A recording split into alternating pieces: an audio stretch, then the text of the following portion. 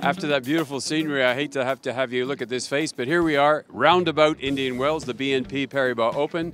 We're above the field where all the players do some exercising, some stretching, some relaxing, some talking. It's a field that you'll never find at any other tournament. There's not anything like this at Wimbledon, the Australian Open, the Rogers Cup, Cincinnati, anywhere like that. It's really a neat feature of this tournament, and I think the players really appreciate it. We're wandered into Stadium 1. We have somebody practicing on the main court here. Let's have a look and see who it is. I think you recognize the guy at the far end. At the near end, it is Fabio Fognini. Excuse me, guys. What are you guys doing here? What do you pick up watching the players on the field? What have you seen so far? Not much. Just them running around, being on time for their practice courts. How do you know what time was they were supposed to be on time for? They have a thing on an app. So we'll go from there. Yeah. Are you sure it's just that? And you're not just checking out the cute-looking female players? No, I'm afraid not. You can't put me on the spotlight like that. I won't stand for this. Yeah. We just saw Serena go in the gym right now. Oh, did you really? Yeah, with her coach.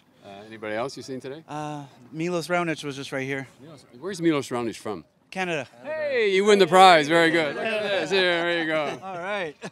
All right, here we are in the middle of the grounds. Here's the poll here with all the players. Some of the matches going on today. Some of them are practice courts. Let's see who we can find. Looks like there's Nick Kyrgios on court 10 at 11 a.m. Maybe we'll get a chance to see him. We'll wander around and see who we can come across. All right, here we are at practice court number 3. Julia Gerges is practicing. I have a good friend in Toronto, and she's his favorite player. Look at that backhand. Boy, this is really exciting. Caroline Wozniacki is on the court right now, and we're going to get a chance to watch her practice. This should really be good.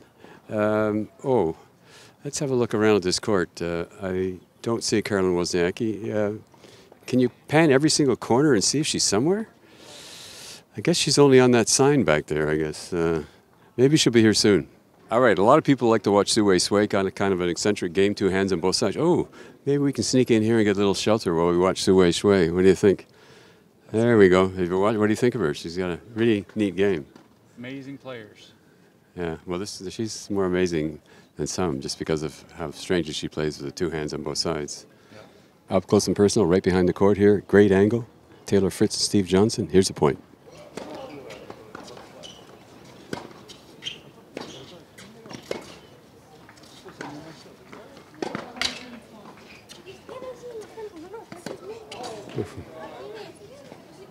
We're just hanging out here, and there's Genie Bouchard. A lot of the players like to do their stretching and warming up in the shade at the back of the field here, and she's just getting ready for a practice session. I think it's on court 19 or 20, and we'll probably be out there to take a quick look at her. Genie Bouchard, this is practice court number 19. She's practicing with Michael Joyce. What's Michael Joyce known for?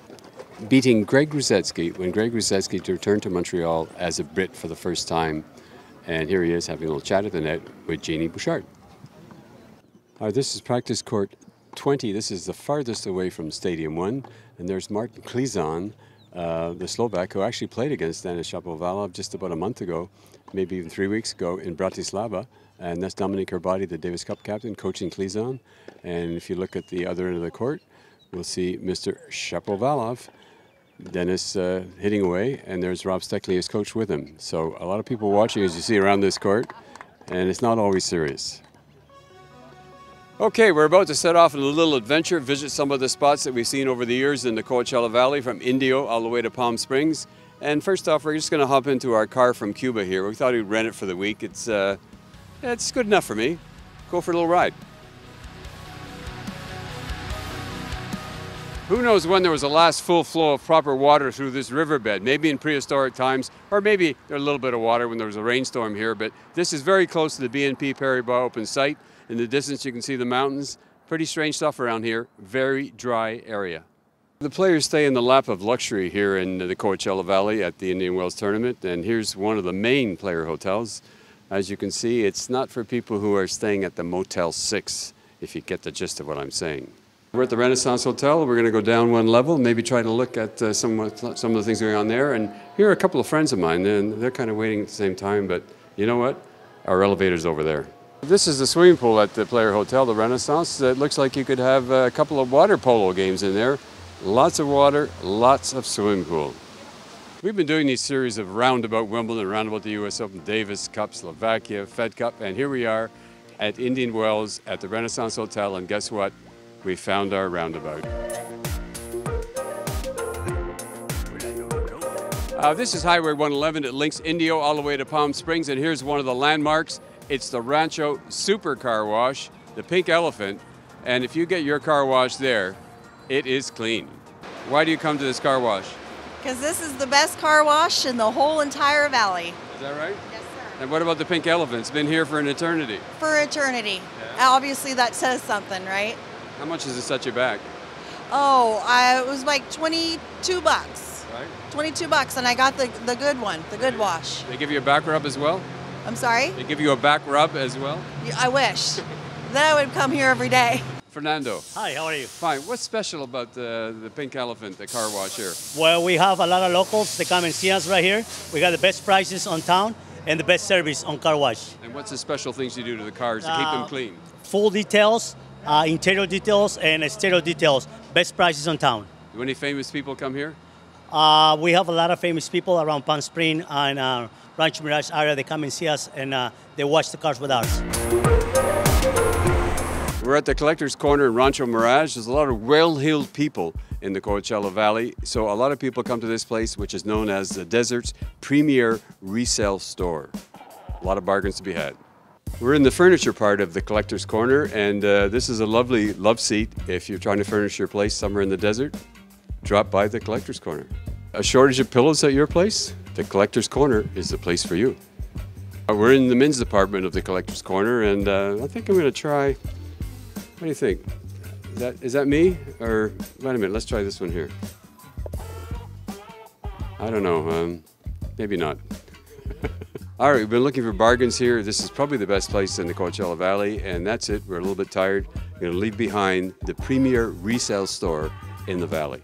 This is El Paseo Street, probably the ritziest street in the desert area. A lot of retired people with a lot of moolah go to places like Gucci, and when they finish their day, they drop into the Daily Grill to have a nice cocktail. It's quite the life. Hey, we're at the draw ceremony. It looks like it's all complete now. They filled in all the names. We've got Milos Raonic. He's got a bye in the first round. Then he plays the winner, Query and Berrettini. And then after that, it might be Alex de Minaur from Spain. Alex de Minaur from Russia, also from Spain sometimes. Denis Shapovalov will play the winner of Fritz and Steve Johnson in the first round. Then he could play Marin Cilic. And we had trouble locating Felix Auger-Aliassime because his name's so long.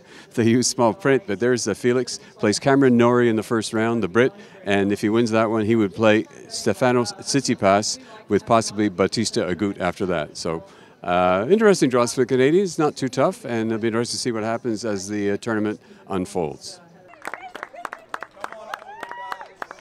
We're going to see some Mario tennis, and the two contestants are none other than Alex de Minaur from Australia and Canada's own Felix Auger-Aliassime.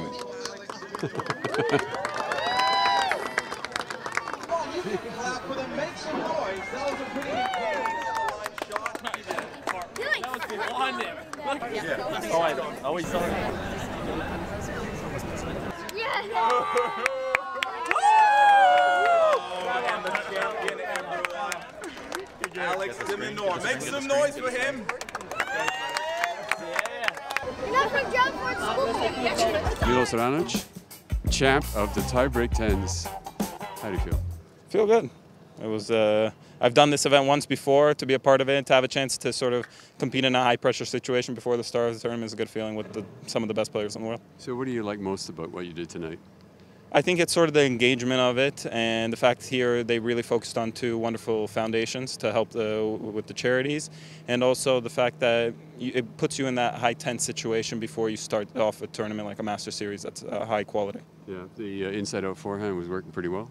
It's working pretty well. The serve was working pretty well. I was moving well. I was happy. Is there a secret? I mean, because I saw you riding the bike between the matches. Is that something that's pretty important to stay warm so that you can play the 3 rounds? For me, it is. You know, the last thing I would want to do is, you know, come out and compete in one of these events and sort of tweak something. So I'm very cautious on that end of things. So I tried to just take care of things there, and especially got a little bit cooler after the rain delay early on.